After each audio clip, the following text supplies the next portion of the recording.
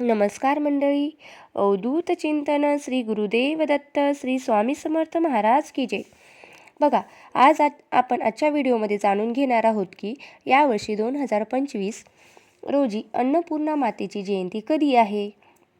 तर अन्नपूर्णा जयंती ही 4 डिसेंबर 2025 वार गुरुवार मार्गशीर्ष पौर्णिमा या दिवशी साजरी केली जाणार आहे. तर अन्नपूर्णा मातेची मूर्ती कधी खरेदी करावी.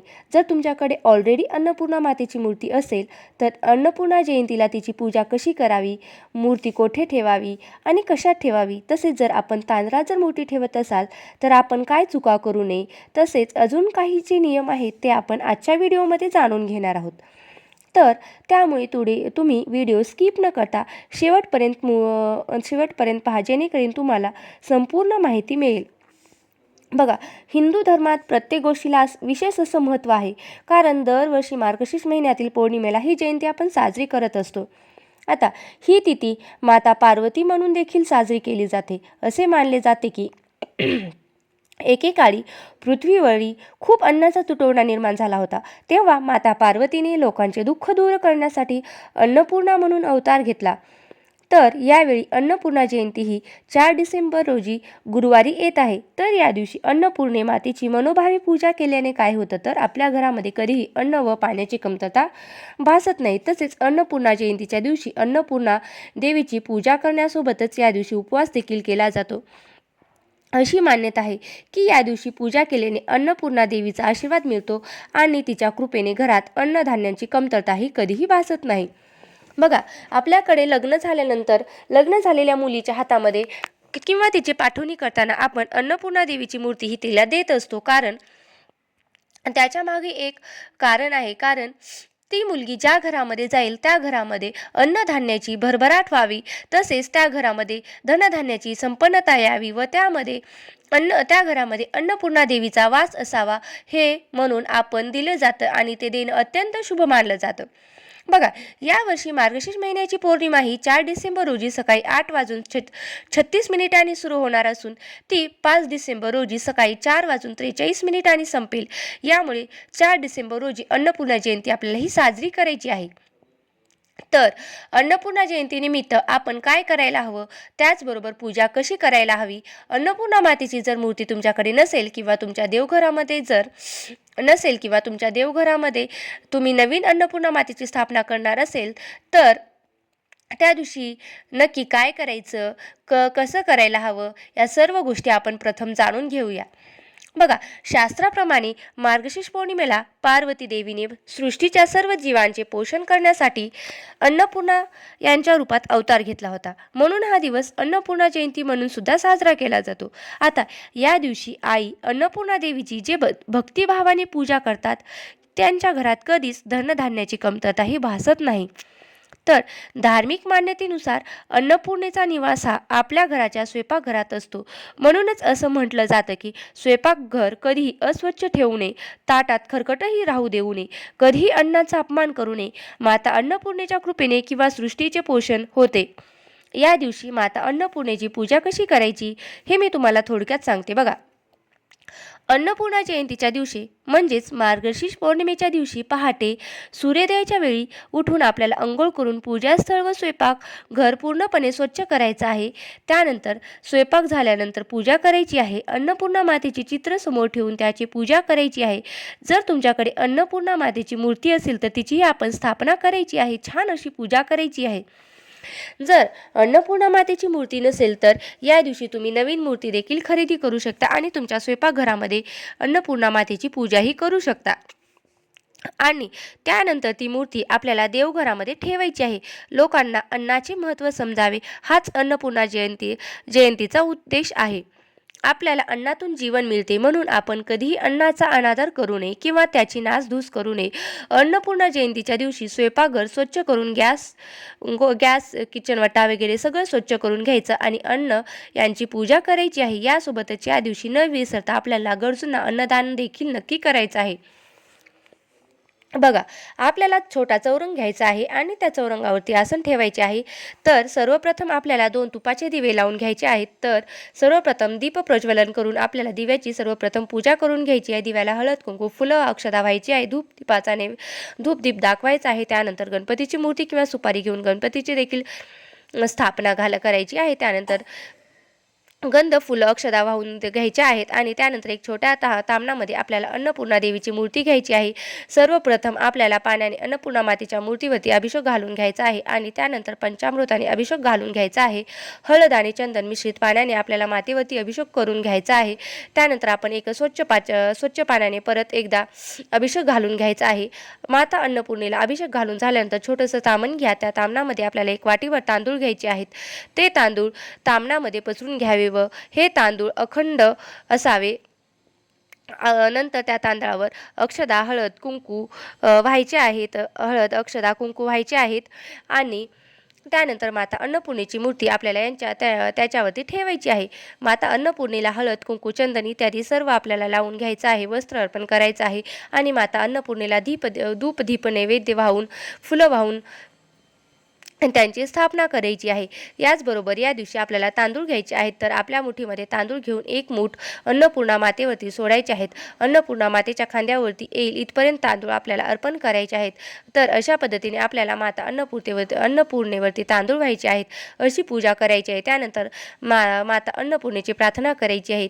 आता अन्नपूर्णा माता माझ्यावरती प्रसन्न हो.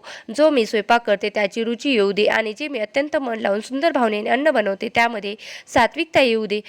खाऊन माझ्या हातचे अन्न खाऊन सर्वजण तृप्त होऊ दे.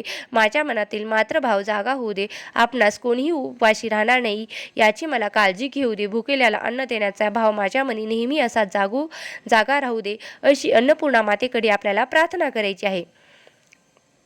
त्यानंतर अन्नपूर्णा मातेच्या पूजेसोबतच आपल्याला घरातील गॅस असेल, स्टोव्ह असेल किंवा चूल असेल तर आपल्याला त्यांची विधिवत पूजा करायची आहे. यानंतर आपल्या गॅसच्या वरील जी भिंत असते त्यांच्यावरती आपल्याला हळदीच्या साहाय्याने स्वास्तिक काढायचे आहे. त्याचीही पूजा करायची आहे. गॅस स्टोव्हचीही आपल्याला छान अशी पूजा करायची आहे. गॅस स्टोव्हवरती आपल्याला कुंकवाच्या साहाय्याने स्वास्तिक बनवून घ्यायचं आहे. त्यांच्यावरती हळदी कुंकू वाहून घ्यायचं आहे आणि गॅसची छान अशी पूजा करायची आहे.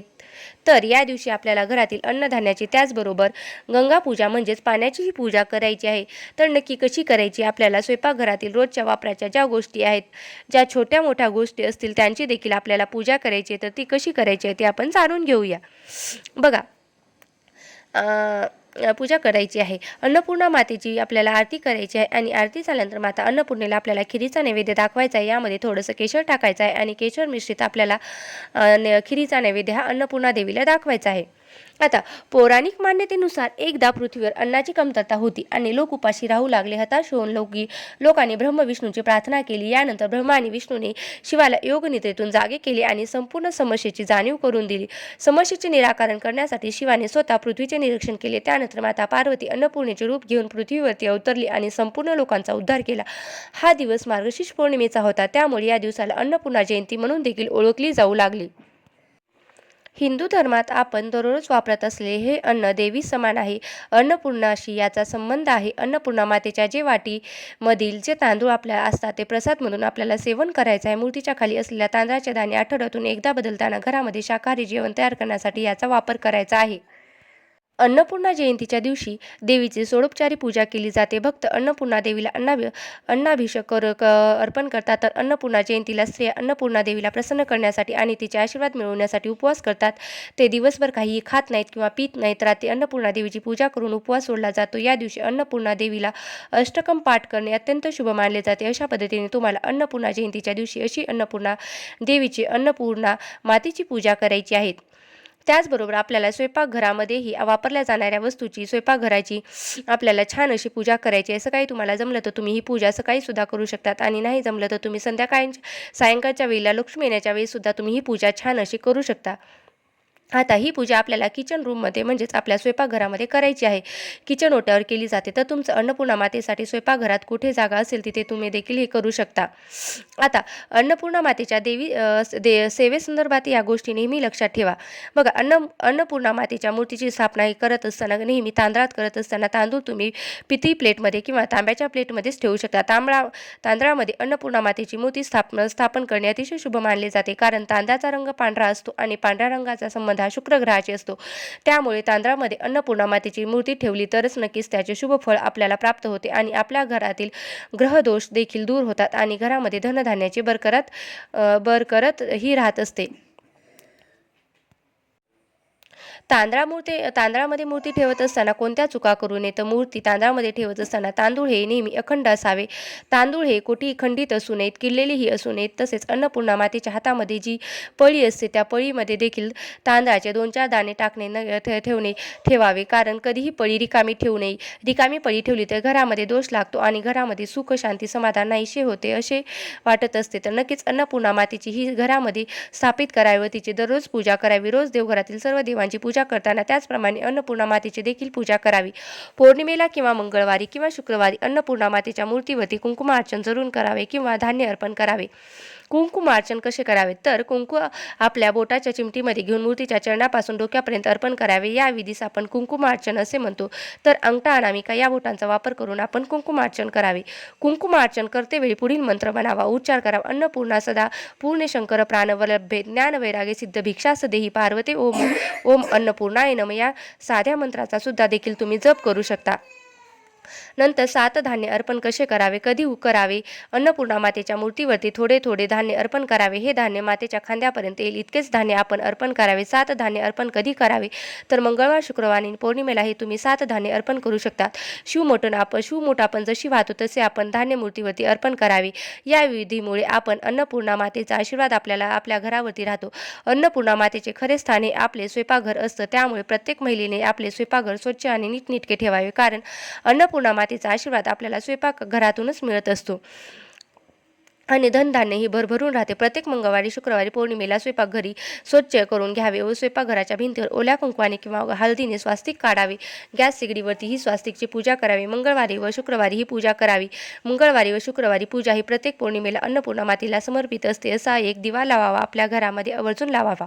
अन्नपूर्णा मातेला ज्या तांदळामध्ये आपण ठेवतो ते तांदूळ आपण कधी बदलावे, तर मंगळवारी, शुक्रवारी किंवा पौर्णिमेला तुम्ही हे बदलू शकता.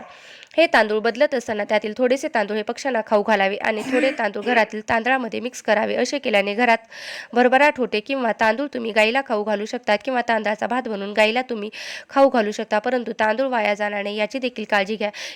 किंवा कुंकुमार्चनमध्ये जर तांदूळ खराब झाले असतील तर तुम्ही ते तांदूळ वाहत्या पाण्यामध्ये विसर्जित करू शकतात. आता अन्नपूर्णा मातेची जी मूर्ती ती नेहमी शिवलिंगाच्या शेजारी ठेवावी, कारण अन्नपूर्णा माता ही भगवान शिवशंकराची पत्नी आहे. शिवाची पत्नी माता पार्वतीची अवतार आहे. त्यामुळे अन्नपूर्णा मातेची मूर्ती ही शिवलिंगा शेजारीच असावी. शिवलिंगाच्या डाव्या बाजूस आपल्या उजव्या बाजूस ही मूर्ती ठेवावी. असे केल्याने घरात सुद्धा अन्नपूर्णा मातेचा अखंड कृपा राहते आणि घरामध्ये सुख, शांती, समाधान नांदते आणि माता लक्ष्मीची कृपा देखील आपल्या घरावरती नेहमी राहते. आपल्या घरामध्ये लक्ष्मी अखंड नांदते आणि आपल्या घरामध्ये अतिथींचा आदरपूर्वक सन्मान करावा. असे केल्याने देखील माता अन्नपूर्णेचा आशीर्वाद आपल्या घरामध्ये राहतो. तर हा माहितीपूर्ण व्हिडिओ कसा वाटला नक्की सांगा आणि जर माझा व्हिडिओ आवडला असेल तर नक्की लाईक करा आणि व्हिडिओला शेअर करायला विसरू नका आणि चॅनलवरती नवीन असाल तर सबस्क्राईब करायला विसरू नका आणि व्हिडिओ शेवटपर्यंत पाहिल्याबद्दल तुमचे मनापासून खूप खूप आभारी आहे. धन्यवाद. श्री स्वामी समर्थ. जय जय स्वामी समर्थ.